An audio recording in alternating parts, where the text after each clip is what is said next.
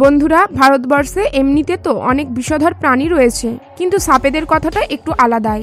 সাপ এমন একটি প্রাণী যেটা প্রতিটা জায়গায় পাওয়া যায়, যেমন মরুভূমি, জঙ্গল, এমনকি সমুদ্রতেও, এবং সাপকে মানুষের শত্রুও মনে করা হয়। গবেষণা অনুসারে ইন্ডিয়াতে প্রতি বছর সাপের কামড়ে প্রায় 64,000 মানুষের প্রাণ যায়, এবং এই ঘটনাগুলি বেশিরভাগ গ্রামে দেখতে পাওয়া যায়। আপনাদেরকে জানিয়ে দিই, ভারতবর্ষে সাপেদের প্রায় 300 প্রজাতি পাওয়া যায়, যার মধ্যে খুব কম এরকম সাপ আছে যাদের কামড়ে মানুষের প্রাণ যায়। এবং এরই সাথে সাথে আমি আজকে আপনাদের 10টি এরকম বিষধর সাপের সম্পর্কে জানাতে চলেছি, যেগুলি ভারতবর্ষে সবথেকে বেশি পাওয়া যায় এবং যাদের কাটার ফলেই ভারতবর্ষে সবথেকে বেশি মানুষ মারা যায়। তো চলুন আর বেশি দেরি না করে শুরু করা যাক। Number 1, common krait. Common krait, যাকে ইন্ডিয়ান ক্রিট নামেও জানা যায়, এগুলি বেশিরভাগ ভারতের জঙ্গল এবং গ্রামীণ এলাকায় পাওয়া যায়। এদের উচ্চতা 6.5 ফুটের কাছাকাছি হয় এবং এটা 10 থেকে 15 বছর পর্যন্ত বেঁচে থাকে। এই সাপগুলি এমনিতে তো অনেক শান্ত স্বভাবের হয়ে থাকে, কিন্তু এদের বিষ অনেক ভয়ঙ্কর। এদের কামড়ের ফলে নার্ভস এবং মাসলসের সম্পর্ক নষ্ট হতে পারে, যার ফলে মানুষ প্যারালাইসিস হয়ে যেতে পারে। এটি কতটা ভয়ঙ্কর হতে পারে আপনি নিজেই বুঝে নিন যে এগুলি ভারতে পাওয়া যাওয়া সাপগুলির থেকে 10 গুণ বেশি বিষধর। বন্ধুরা, গ্রামের মধ্যে এই সাপ কাটলে মানুষ বেশিরভাগ ঝাড়ফুঁকের আশ্রয় নেয়, যার ফলে সময়ের মধ্যে চিকিৎসা না হওয়ার কারণে অনেক মানুষের মৃত্যু হয়ে যায়। তাই গ্রাম অথবা শহর যেখান থেকে এই ভিডিওটি মানুষ দেখছেন, তার সঙ্গে বা তাদের আশেপাশে কারোর সঙ্গে যদি এরকম ঘটনা ঘটে, তাহলে সময় নষ্ট না করে দ্রুত ডাক্তারের পরামর্শ নিন। Number 2, monocled cobra. বন্ধুরা, মনোকল্ড কোবরাকে নাচাকাটিয়া নামেও জানা যায়। এদের মাথার পেছনে ও আকৃতির একটি চিহ্ন থাকে, যেটা দেখতে মনোকল্ডের মতো লাগে। এই সাপগুলি জঙ্গল, চাষের জায়গা, ময়দান, এমনকি শহরের জায়গাতেও দেখতে পাওয়া যায়। এই সাপটিও নিজেদের প্রজাতির অন্যান্য সাপগুলির মতো বিষাক্ত হয়ে থাকে। এই সাপটি কামড়ের ফলে এদের বিষ ডাইরেক্ট মানুষের রক্তে মিশে যায় এবং শিরার ওপর প্রভাব ফেলে, যার ফলে মানুষ প্যারালাইসিস হয়ে যেতে পারে এবং দম নিতে কষ্ট হয়। যদি মনে করেন আপনাকে কামড়ে নেয় এবং 45 মিনিটের মধ্যে আপনি চিকিৎসা না করেন, তাহলে আপনার সময় শেষ। Number 3, banded krait. Banded krait নিজেদের প্রজাতির সব থেকে লম্বা সাপ, যেটি প্রায় 2.7 মিটার পর্যন্ত লম্বা হয়ে থাকে। এই সাপের এরকম নাম তার শরীরের আকৃতির কারণে হয়ে থাকে। এদের সায়েন্টিফিক নাম ব্যাংরেস ফ্যাসালিডস। এই সাপগুলি ওয়েস্ট বেঙ্গল, ওড়িশা, মিজোরাম, মণিপুর, ত্রিপুরা, আসাম এবং ঝাড়খণ্ডে পাওয়া যায়। এই সাপগুলি জঙ্গলের সাথে সাথে চাষের এলাকাতেও দেখতে পাওয়া যায়। এই সাপের কামড়ে পেটে ব্যথা, ডায়রিয়া, বমি বমি ভাব, সাফোকেশন হয়ে থাকে এবং সঠিক সময় অ্যান্টিভেনাম না পাওয়ার ফলে মানুষের মৃত্যু পর্যন্ত হয়ে থাকে। Number 4, backed C snake. এই সাপগুলি বেশিরভাগ ইন্ডিয়া ওশানের কাছে পাওয়া যায়। এদের শরীরে সামুদ্রিক সাপেদের মতো লেজ থাকে না। এদের উচ্চতা প্রায় 1.5 মিটার পর্যন্ত হয়ে থাকে। এই সাপেদের বিষ অনেক ভয়ঙ্কর হয়ে থাকে, যাকে নিউরোটক্সিক ভেনামও বলা হয়। এর বিষ মানুষের জন্য অনেক ভয়ঙ্কর। এই সাপের কামড়ে মানুষের মৃত্যু পর্যন্ত হতে পারে। Number 5, bamboo viper. বন্ধুরা, একটি ব্যাম্বু ভাইপার শুধুমাত্র 27 থেকে 35 ইঞ্চি পর্যন্ত লম্বা হতে পারে। এদের শরীরে গভীর কালো অথবা ছাই কালারের বর্ডার দেখতে পাওয়া যায় এবং এগুলি বিশেষ করে সবুজ এবং ছাই কালারের হয়ে থাকে। এদের মাথা প্রিঙ্গলের আকৃতির হয়ে থাকে।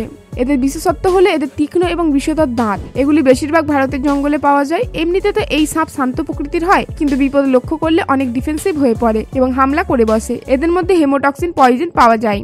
Number 6, Indian cobra. বন্ধুরা, ইন্ডিয়ান কোবরার সায়েন্টিফিক নাম নাজাঞ্জা এবং এটি অনেক বিষধর সাপ। এর মাথার পেছনে চশমার মতো আকৃতি থাকার কারণে একে স্পেকটিক্যাল কোবরাও বলা হয়ে থাকে।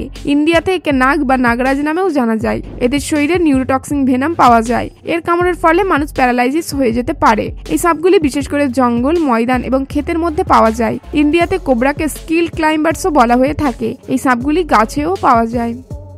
নাম্বার 7, হিপনেল হিপনেল। হিপনেল হিপনেলকে হাম নোজ পিন ভাইপার নামেও জানা যায়। এটি সাউথ ইন্ডিয়ার বিভিন্ন জায়গায়, বিশেষ করে কর্ণাটকে পাওয়া যায়। এই সাপগুলি বিশেষ করে ঘন জঙ্গলে থাকে। এই সাপগুলিতে এমনিতে অলস প্রকৃতির হয়, কিন্তু এদের বিরক্ত করলে এরা অনেক দ্রুততার সঙ্গে আক্রমণ করে। এদের একটি কামড়ই অনেক ভয়ঙ্কর হতে পারে।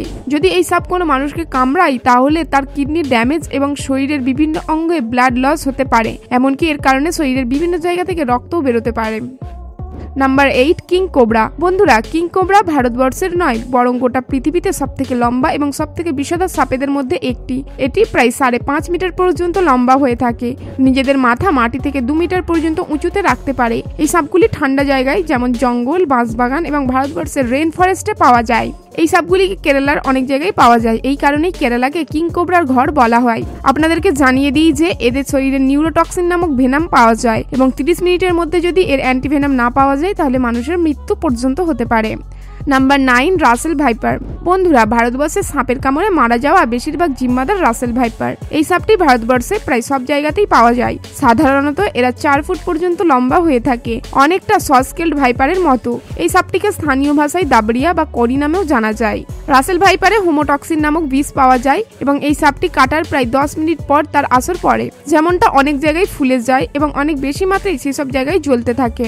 যদি এই সাপের কামড়ে পরপরই চিকিৎসা না হয় তাহলে শরীরে রক্ত জমাট বাঁধতে থাকে এবং এরই সাথে সাথে বিভিন্ন অঙ্গ নষ্ট হয়ে যাওয়ার চান্স বাড়তে থাকে।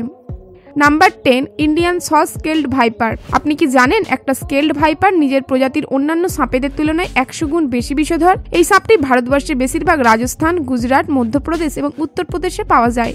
ইন্ডিয়ান সস স্কেলড ভাইপার বিশ্বের সবথেকে দ্রুত আক্রমণাত্মক সাপেদের মধ্যে একটি। এই সাপটি সাইজে ছোট হলেও অনেক অ্যাগ্রেসিভ নেচারের হয়ে থাকে। এরা বেশিরভাগ দিনে অ্যাক্টিভ হয়ে থাকে। এই সাপ যদি কাউকে দংশন করে তাহলে সেই দংশনের জায়গা থেকে রক্ত বের হয়। সম্পূর্ণ শরীরে ব্যথার সঙ্গে সঙ্গে ব্লাড প্রেশার কমে যেতে থাকে। এরকম নানা ধরনের ডিফিকাল্টিজ হয়ে থাকে এবং এরই সাথে সাথে অ্যান্টিভেনাম না পাওয়ার কারণে 45 মিনিটের মধ্যেই মানুষের প্রাণ চলে যায়। এবং কমেন্টে জানান আপনাদের সঙ্গে কি এরকম ঘটনা কোনোদিন ঘটেছে। এবং এই তথ্যপূর্ণ ভিডিওটি যদি আপনাদের ভালো লেগে থাকে তাহলে আপনাদের ফ্রেন্ডস এবং ফ্যামিলির মধ্যে শেয়ার করে দেবেন। এবং আপনি যদি আমাদের চ্যানেলে নতুন দর্শক হয়ে থাকেন তাহলে আমাদের চ্যানেলটিকে সাবস্ক্রাইব করে পাশে থাকা বেল আইকনে ক্লিক করে দেবেন।